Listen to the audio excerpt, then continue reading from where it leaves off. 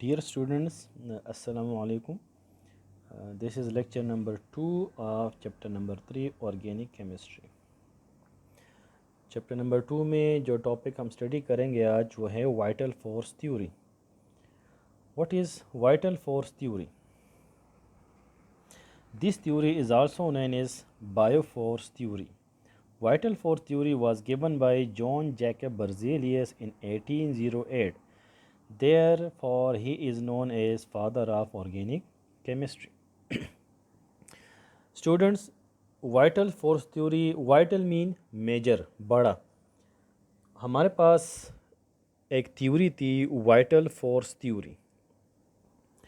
Vital force theory को Berzelius ने 1808 में प्रेजेंट किया था और उस टाइम पे चूँकि ज़्यादा नॉलेज नहीं था तो इसलिए ये थ्योरी बहुत ज़्यादा फेमस हो गई थी. उस वक्त के जो लोग थे, जो फ़िलासफ़र थे, जो इल्म वाले लोग थे, जो स्टडी वाले लोग थे, तो उस टाइम पर ये थ्योरी बहुत ज़्यादा फेमस थी. और इस थ्योरी में कुछ ऑर्गेनिक कंपाउंड के ओरिजिन के बारे में, उनके नेचर के बारे में डिस्कशन की गई थी.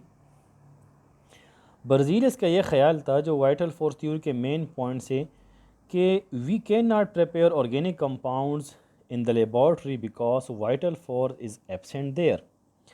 बर्जीलियस के मुताबिक जितने भी हमारे नेचर में, हमारे एटमॉस्फेयर में ऑर्गेनिक कंपाउंड है, जिस तरह ये कार्बोहाइड्रेट्स हैं, विटामिन हैं, प्रोटीन्स हैं, या इस तरह ऑयल्स वगैरह जो पेट्रोलियम है ज़मीन से निकाला जाता है, इस तरह नेचुरल गैस है जो ज़मीन से निकाला जाता है, तो उसका ये ख्याल था, उस थ्योरी में उसने ये बताया था कि जितने भी हमारे पास नेचर में ऑर्गेनिक कंपाउंड से तकरीबन ये हम लेबॉर्ट्री के अंदर प्रिपेयर नहीं कर सकते.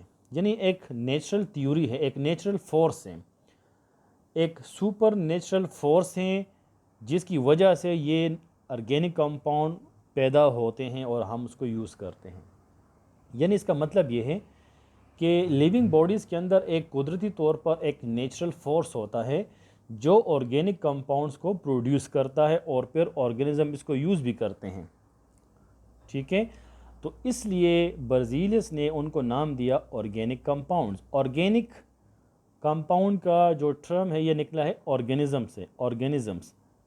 तो ऑर्गेनिज्म से ये लफ्ज़ निकला है, इसलिए उनको नाम दिया है ऑर्गेनिक केमिस्ट्री. इसलिए नाम दिया कि ये जो ऑर्गेनिक कंपाउंड्स होते हैं ये सिर्फ़ और सिर्फ ऑर्गेनिजम्स ही प्रोड्यूस करते हैं. जिस तरह फॉर एग्ज़ाम्पल हम फ्रूट्स खाते हैं, उसके अंदर विटामिन वगैरह होते हैं. ठीक है, जिस तरह एग है उसमें प्रोटीन होता है, लिविंग बॉडी से प्रोड्यूस होता है. या कार्बोहाइड्रेट से, प्लांट्स से, जिस तरह प्लांट से हम डिफरेंट टाइप के, या दूध से उसमें वगैरह इस तरह होते हैं, प्रोटीन्स वगैरह होते हैं. तो उसने ये कहा था कि जितने भी लिविंग थिंग से हम ये प्रोडक्ट्स हासिल करते हैं, लिविंग बॉडीज़ के अंदर ये ऑर्गेनिक कंपाउंड्स बनते हैं. तो इसलिए उसने इसको ऑर्गेनिक कंपाउंड का नाम दिया जो अभी तक हम उसको यूज़ कर रहे हैं. इसलिए कि अगर आज भी देखा जाए तो मोस्ट ऑफ द कंपाउंड जो है वो इसी लिविंग बॉडी से हम नासिक, जिस तरह फॉर एग्ज़ाम्पल पेट्रोलियम है ज़मीन के अंदर, ये जो पुराने दौर के, ये हज़ारों साल पहले जो समंदरी जानवर थे, समंदरी जो मखलूक़ात थी, वो ज़मीन के अंदर दब दब गए हैं, उन पर वो डिकम्पोज हो गए हैं. तो हज़ारों साल के बाद अभी हम पेट्रोलियम की शक्ल में उसको यूज़ कर रहे हैं. ठीक है, तो ये भी ऑर्गेनिक है इस तरीके से. तो वाइटल फोर्स थ्योरी का पहला जो मेन पॉइंट था वो ये था कि जितने भी हमारे पास ऑर्गेनिक कंपाउंड्स होते हैं वो लेबॉर्ट्री के अंदर प्रिपेयर नहीं हो सकते. वो ऑर्गेनिक कंपाउंड से ही प्रोड्यूस होंगे, चाहे वो लिविंग बॉडीज़ प्रोड्यूस करे, प्लांट्स, या लिविंग बॉडी एनिमल प्रोड्यूस करे, लेकिन वो ऑर्गेनिक कंपाउंड से ही प्रोड्यूस होंगे. और एक सुपर नेचुरल फोर्स होता है प्लांट्स और एनिमल्स के अंदर कि जिसकी वजह से ये ऑर्गेनिक कंपाउंड्स प्रोड्यूस होते हैं और फिर ये उनको इस्तेमाल भी हम करते हैं. ठीक है, तो लेबॉर्ट्री के अंदर हम कभी भी जो है साइंटिफिकली यानी मसनूई तौर पर हम किसी ऑर्गेनिक कंपाउंड को प्रोड्यूस नहीं कर सकते. ये हमेशा लिविंग बॉडीज़ के अंदर ही प्रोड्यूस होती हैं एक सुपर नेचुरल फोर्स के मुताबिक. तो पहला पॉइंट जो मेन पॉइंट था इसका वो ये था. दूसरा पॉइंट जो मेन था, other scientists supported Berzelius and he suggested that we should study organic chemistry separately branch as they have unique properties. तो जो साइंटिस्ट थे बर्ज़ीलस से, इस बात पे इत्तेफाक उसने किया और सपोर्ट भी करते थे, इसलिए ऑर्गेनिक कंपाउंड को एक नाम भी दिया गया और एक अलग ब्रांच केमिस्ट्री का बनाया गया, ऑर्गेनिक केमिस्ट्री, जिसमें जो है इस ऑर्गेनिक कंपाउंड्स को स्टडी किया जाने लगा। Then introduce a new branch of chemistry known as organic chemistry. तो बर्ज़ीलियस ने एक अलग ब्रांच केमिस्ट्री का सजेस्ट किया जिसको आज भी हम नाम देते हैं ऑर्गेनिक केमिस्ट्री।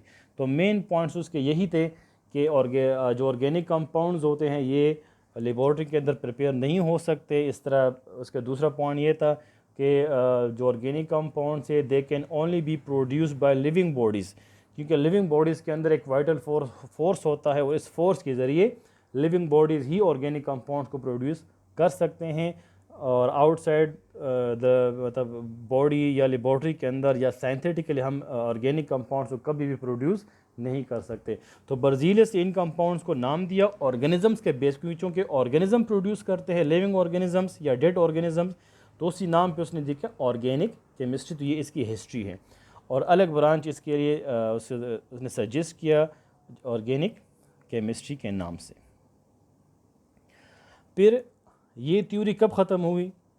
1828 में ये थ्योरी ख़त्म हो गई। कैसे ख़त्म हो गई? इस तरह ख़त्म हो गया, एक जर्मन केमिस्ट था फ्रेडरिक ओहलर। तो फ्रेडरिक ओहलर ने क्या किया, उसने अमोनियम साइनेट बनाया अमोनियम क्लोराइड से। अमोनियम क्लोराइड से उसने अमोनियम साइनेट बनाया, ठीक है। और फिर उस अमोनियम साइनेट को जब उसने हीट किया लेबॉर्ट्री में, तो एक नया कंपाउंड हमारे पास आया, यूरिया। तो जब यूरिया हमारे पास आया तो अमोनियम साइनेट NH4CNO ये हमारे पास है एक इनऑर्गेनिक सब्सटेंस। तो जब यूरिया उसने प्रिपेयर किया तो यूरिया तो ऑर्गेनिक कंपाउंड है। तो for the first time in history 1828 में फ्रेडरिक ओहलर ने पहली दफ़ा फर्स्ट टाइम लेबॉर्ट्री के अंदर एक ऑर्गेनिक कंपाउंड तैयार किया, और वो भी किस चीज़ से? From inorganic compound. तो उसके बाद इस पर रिसर्च शुरू हुई और ये बात तो साबित हो गई कि लेबॉर्ट्री के अंदर हम ऑर्गेनिक कंपाउंड को प्रिपेयर कर सकते हैं। तो जो वाइटल फोर्स थ्योरी के मेन पॉइंट्स थे कि लेबॉर्ट्री में हम प्रिपेयर नहीं कर सकते, तो वो फ्रेडरिक ओहलर ने साबित करके दिखाया कि हम कर सकते हैं। और जो दूसरा उसका जो मेन एस्पेक्ट था, एक पॉइंट था कि हम ऑर्गेनिक कंपाउंड्स को इनऑर्गेनिक से कभी भी प्रोड्यूस नहीं कर सकते, जो बर्ज़ीलियस ने कहा था वाइटल फोर्स थ्योरी में। लेकिन जब अमोनियम साइनेट से यूरिया तैयार की गई तो अमोनियम साइनेट इनऑर्गेनिक कंपाउंड है और यूरिया ऑर्गेनिक कंपाउंड है। तो फिर ये बात प्रूफ हो गई कि इनऑर्गेनिक से ऑर्गेनिक बनाया जा सकता है। फिर इस पर रिसर्च होती रही और 1850 में बाकायदा तौर पर वाइटल फोर्स थ्योरी रिजेक्ट हो गई और ब्रेकडाउन हो गई, ठीक है। तो ये एक थ्योरी थी जिसने ऑर्गेनिक केमिस्ट्री का आगाज़ किया था, वाइटल फोर्स थ्योरी ने। अभी भी मोस्टली जो ऑर्गेनिक कंपाउंड हम देखते हैं नॉर्मली हम लिविंग बॉडी से ही हासिल करते हैं, प्लांट से हासिल करते हैं। इस तरह मुख्तलिफ़ किस्म के हमारे पास फ्रूट्स वगैरह हैं, या इस तरह पेट्रोलियम है वो भी लिविंग बॉडी से बनता है। मगर कुछ पॉइंट उसमें ऐसे थे कि जो फिर बाद में गलत साबित हुए। तो फिर 1850 में बाकायदा तौर पर इस थ्योरी को रिजेक्ट किया गया, ठीक है। लेकिन जो ऑर्गेनिक कंपाउंड की इब्तिदा है, जो ऑर्गेनिक केमिस्ट्री की इब्तिदा है, वो 1808 से हो गई थी जब बर्ज़ीलियस ने वाइटल फोर्स थ्योरी का कंसेप्ट दिया था। तो उस टाइम पे ये ऑर्गेनिज़म से ये ऑर्गेनिक का नाम निकाल के उसने दिया था ऑर्गेनिक कंपाउंड्स को, और ऑर्गेनिक केमिस्ट्री एक अलग ब्रांच के तौर पर उसने इंट्रोड्यूस कराया था। होमवर्क है, what are the main points of vital force theory के मेन क्या पॉइंट्स है, क्या बातें उसमें की गई थी।